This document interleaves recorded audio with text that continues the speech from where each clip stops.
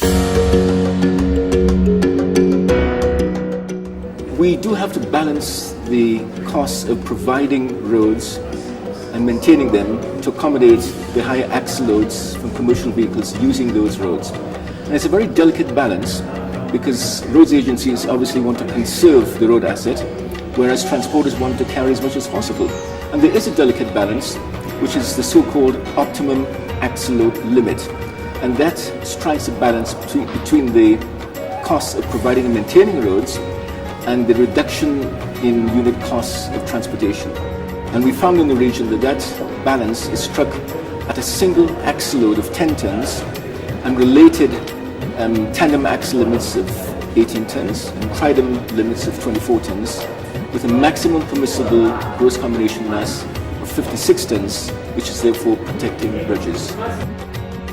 The EAC Act before the EAC Parliament is the culmination of 15 months of intensive discussions with stakeholders in the EAC region, the 5 countries of the EAC region.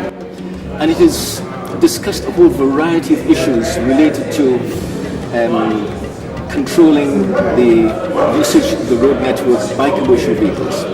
So it has looked at, for example, comprehensive legislation to penalize offenders, those who actually overload their vehicles. It goes quite some way towards determining the most appropriate type of equipment, weighbridge equipment, to use on our roads. Proper spacing of these weighbridges, we don't want to have them spaced too closely.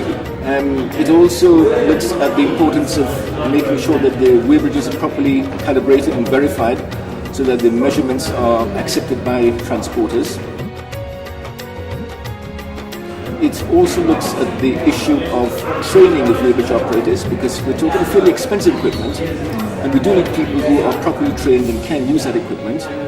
We're looking at harmonizing the way in which the weighbridges are operated in terms of providing weighbridge manuals, and issues such as recognizing weighbridge certificates between the various countries.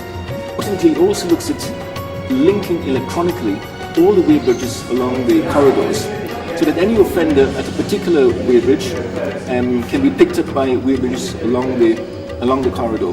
And in that way, it's less likely that offenders can get away with overloading between the weighbridges. In theory, and hopefully in practice, if we can reduce overloading, that's going to preserve our roads for a lot longer.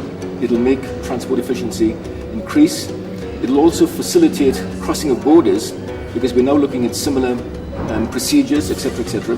In the past, there were a variety of differences in the way in which vehicles were weighed, in the way in which they were processed, and so on and so on. Now that that's harmonized, it will certainly improve intra-regional transport efficiency. And that should have a knock-on effect in terms of reducing transport costs, which hopefully will be passed on to the consumer.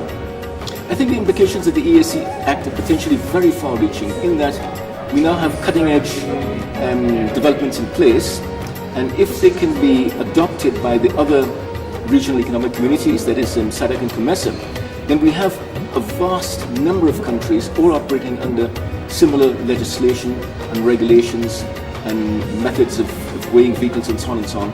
And the implications across the region really are to significantly reduce intra-regional transport costs and, of course, increase trade and reduce poverty, which is the bottom line of all of this overload control initiative.